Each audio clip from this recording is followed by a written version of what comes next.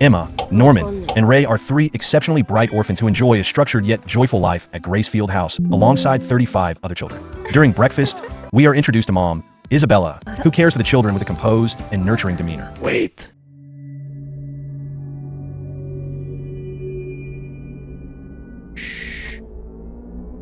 After the meal, the kids participate in a series of rigorous tests that showcase their intelligence, with Emma, Norman, and Ray achieving flawless scores. Later, the children immerse themselves in a game of tag, sprinting across the vast green fields and weaving through the dense forest encircling Gracefield. Norman vanishes into the woods, eluding everyone until Emma stumbles upon him near the edge of the forest. She finds him staring intently at the unassuming fence that marks the boundary. A conversation ensues about the world beyond, sparking dreams of the day they will finally be adopted and leave Gracefield behind. That very day, one of the younger children, Connie, is selected for adoption. After a day filled with laughter and play, Connie bids an emotional farewell to her Gracefield family before Isabella escorts her away. During cleanup, Emma finds Connie's cherished stuffed animal, Little Bunny. Realizing Connie would never willingly part with it, Emma, accompanied by Norman, rushes to return it to her.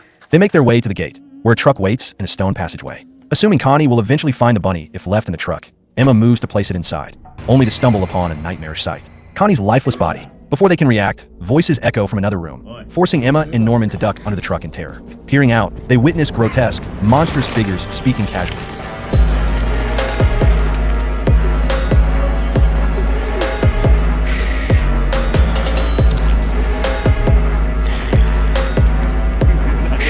Overwhelmed with fear, the two struggle to suppress their screams as they listen to the chilling conversation. The monsters discuss how the children are being raised as premium livestock, reserved for the elite among their kind. Suddenly, one of the creatures calls out to Isabella, instructing her to guarantee that the delivery of these prized goods proceeds without any complications. In an instant, Emma and Norman's entire reality crumbles as they uncover the horrifying truth. Gracefield House isn't an orphanage, but a human farm, breeding children to be served as gourmet meals for demons.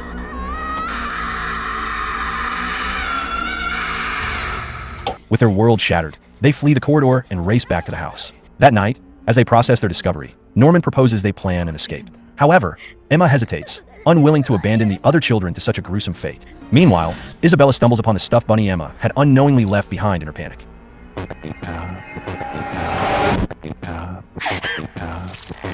the fuck up!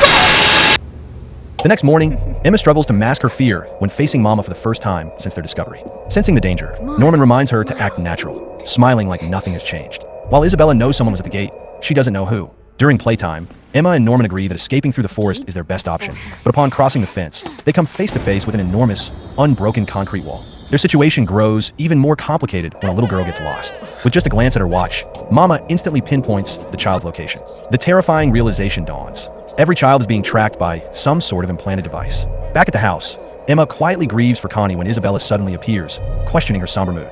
Before she can slip up, Ray conveniently interrupts by ringing the dinner bell. As Emma and Norman walk away, Isabella pointedly asks if they were at the gate the night before. Plastering on their best innocent smiles, they deny it, knowing full well that she's suspicious. Once alone, the weight of their fear finally crashes down on them. They have to escape.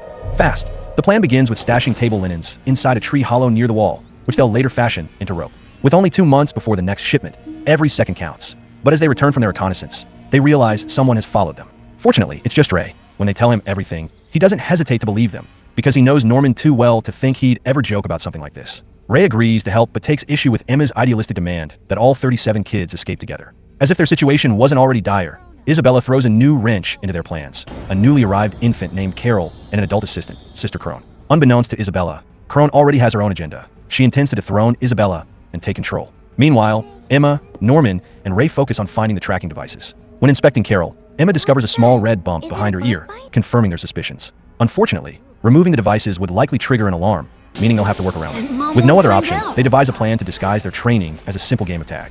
Emma begins conditioning the kids physically, while Norman and Ray teach them survival tactics. But their problems don't end there. Sister Crone is already watching them closely, determined to sabotage Isabella and ship Emma and Norman out early, seizing power for herself before they can execute their escape.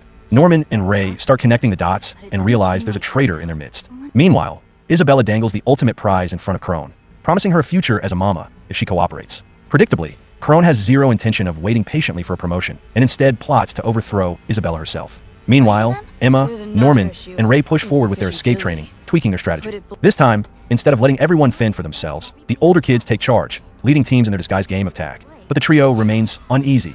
Someone is feeding information to Isabella. Their main suspects? Don and Gilda. Later that evening, they decide to bring Don and Gilda into their circle, though Norman strategically withholds the full horror of the situation. Rather than reveal that Connie and every other adopted child was slaughtered as demon food, he claims they were victims of human trafficking. He knows the truth would be too overwhelming. Don and Gilda, unaware of the deception, agree that escaping is their only option. Ray, however, is not thrilled with Norman's selective honesty. He believes Don and Gilda deserve the full truth, but Norman insists that securing their escape comes first. To confirm his suspicions about the traitor, Norman sets a trap. He gives each of them different hiding spots for their escape rope. That night, as Emma feigns sleep, she watches Gilda quietly slip out of the bedroom. Unbeknownst to Emma, someone discreetly slides a note under Isabella's door, revealing the location of Norman's rope stash under his bed. Meanwhile, Gilda makes her way to Crone's room. From her position just outside the door, Emma listens in, heart pounding. The tension is thick. Evidence swings between Gilda being Crone's informant and her being innocent.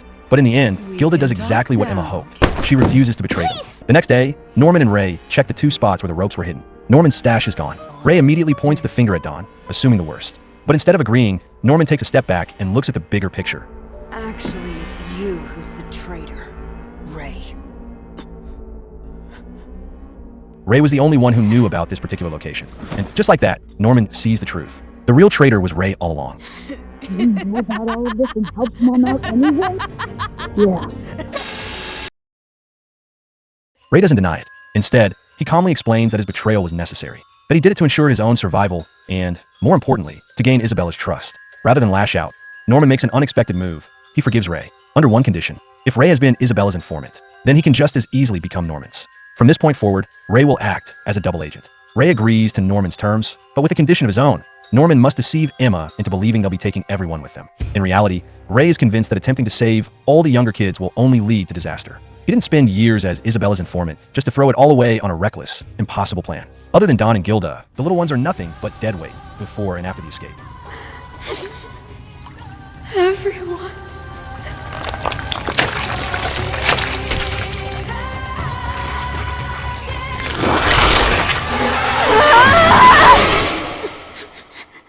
Later, Ray meets with Isabella, updating her on the trio's continued use of tag as a cover for training. But rather than focus on them, he subtly shifts her attention towards Sister Crone, painting her as the real threat. Meanwhile, Ray finally comes clean to Emma, admitting he's been working as Mama's informant all along. Don and Gilda start to feel increasingly alienated from the trio's secretive discussions. Sensing something is off, Gilda and Emma begin closely observing Isabella.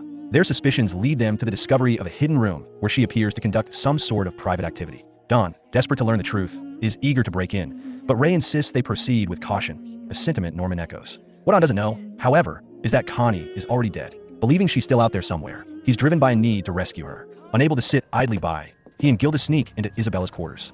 Gilda slides aside a bookshelf, revealing a locked door. But Don isn't the type to take no for an answer. His obsession with uncovering the truth leads him to steal Isabella's key. While Don and Gilda pursue their own investigation, Norman, Ray, and Gilda agree on another crucial objective: gathering intelligence on the outside world. Survival won't just depend on escaping. It will hinge on knowing what awaits them beyond the walls. Their search through the library reveals a promising lead. Within many of the books, they find bookplates bearing the name William Minerva, along with a series of Morse code messages. If they can crack the pattern, Minerva may be trying to secretly pass along information, perhaps even a clue to the existence of other humans resisting the demons. Meanwhile, Don and Gilda push further into Isabella's secret chambers. What they find is nothing short of horrifying. A collection of stuffed animals and toys, each belonging to a child who had supposedly been adopted. The realization hits them hard. Not only was Norman right about the adults being the enemy, but the truth is likely far worse than they ever imagined. When confronted, Norman and Ray reprimand Don and Gilda for their recklessness. But at this point, the damage is done. Don and Gilda know they've been lied to, and they demand the full truth. At last, Norman tells them everything. As expected, the revelation is a crushing blow.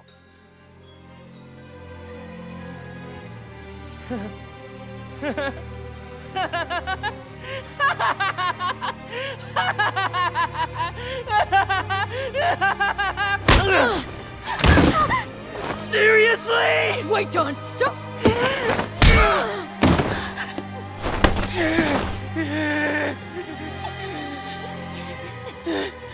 I really am weak.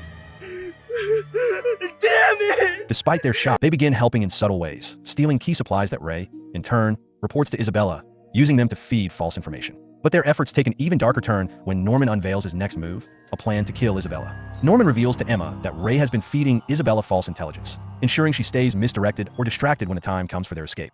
However, during one of his routine reports, Ray learns something devastating. The next monthly shipment in January isn't just any shipment. He himself is the next in line to be adopted. His time is running out. With only a week remaining before the planned escape, the kids start getting careless. Caught up in their own scheming, they let their guard down, only for Sister Crone to dramatically pop out from behind a tree.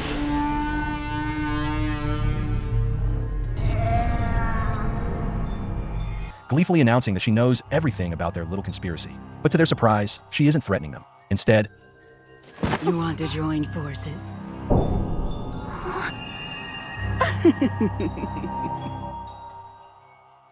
she proposes an alliance. She wants to take down Isabella just as much as they do. That night, Emma and Norman cautiously visit Crone, bombarding her with questions. While she provides some answers, it's clear she's still holding something back. Meanwhile, Ray receives an unexpected reward from Isabella for his loyalty, an instant camera, an odd but seemingly harmless gift. However, Crone's ambitions are cut short. Isabella abruptly informs her that she's been reassigned as the new mama for Plant 4 and must leave immediately. Believing she still has a shot at victory, Crone rushes to present her findings to Grandma, the high-quality kids' escape plan, the ultimate proof of Isabella's failure. But her hopes are crushed when Grandma dismisses her completely, stating that the children are still under control. They're still under control, aren't they? I had no chance. Just like it was back in my day. As if to drive the point home, she then calmly instructs the demons to dispose of Crone. Back at Gracefield, Isabella suddenly calls out Ray's treachery, catching him completely off guard. Despite the fact you're a liar and a traitor. Without warning, she terminates their arrangement, locking him in a room before using her tracking device to pinpoint Norman and Emma. When Dawn and Gilda see Isabella leave the house alone, they realize something is wrong. With no sign of Ray, Dawn wastes no time. He charges into the house, breaks down the door, and frees Ray. The three of them rush to find Norman and Emma before it's too late.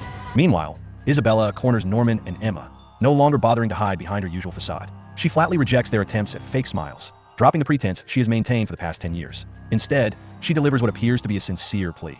She urges them to stop fighting and simply accept their fates. But when they refuse, her patience finally snaps. Without hesitation, she brutally breaks Emma's leg, twisting it like a dry branch. Then, Shh. You're going to be okay. It doesn't hurt. Don't cry. Oh, poor thing. My adorable Emma. This is why I told you to give up. But I'm glad you hugged me for the first time in a while. Yes, I'll control all of you until the very end. Because you're different than most of the other children. You're special food that only a special one is able to eat. The highest quality of children I've ever raised. So then, That's why I have to protect you all, no matter the cost. I was forced to do this because it was clear you weren't going to give up.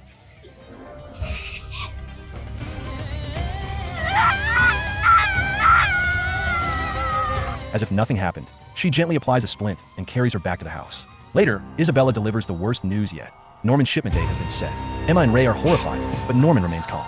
He suggests they move forward with the escape plan once Emma recovers, even if it means leaving without him. Emma and Ray immediately reject this idea. Instead, they hatch a new plan. Norman will deactivate his tracking device using the tool Ray has just completed and hide out until Emma is well enough to flee. That way, they can all escape together. Norman agrees. The next morning, Norman puts the plan into action. He scales the outer wall, gripping the rope as he sprints upward. At the top, he pulls himself over the ledge and finally sees what lies beyond. A vast forest stretches endlessly in every direction. If they could just get everyone into that forest, the adults would struggle to track them. But then something strange happens. When Isabella notices Norman's absence, she checks her tracking device. And then she smiles. To Emma and Ray's horror, she calmly closes the device. Moments later, Norman steps out from the forest, looking shaken. Only after standing atop that wall and witnessing the truth with his own eyes did he understand. Their situation is even worse than they imagined. A massive, impassable cliff stretches between the wall and the forest beyond, making any direct escape impossible. But Norman, ever the strategist, offers a sliver of hope. The farms are arranged in a hexagonal pattern, and one side connects to the headquarters, where a bridge spans the abyss. That's their way out. However, he has made his decision.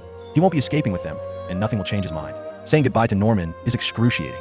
The younger kids are either openly sobbing or barely managing to hold back their tears, but no one is suffering more than Emma. Desperately, she tries to press the tracking device breaker into his hand one last time, but he gently returns it, urging her not to give up. It's time. With that, Norman follows Isabella to the gate. At the gate, Isabella leads Norman to a waiting room, and that is the last time anyone sees him. Emma and Ray are shattered. Despite Dawn and Gilda's best efforts to encourage them, the two can barely function. Ray, numb with grief, simply states that he's exhausted and doesn't care anymore, telling them they can do whatever they want. Emma, meanwhile, remains locked in despair, her once unbreakable spirit seemingly extinguished.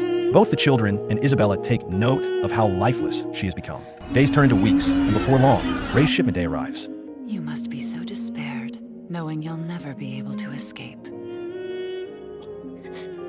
You should have listened to me. The best way for you to end all of your suffering is to give up. So stop resisting. It's easy. You'll feel better, I promise. You haven't actually given up on running away, have you? I refuse to ever give up.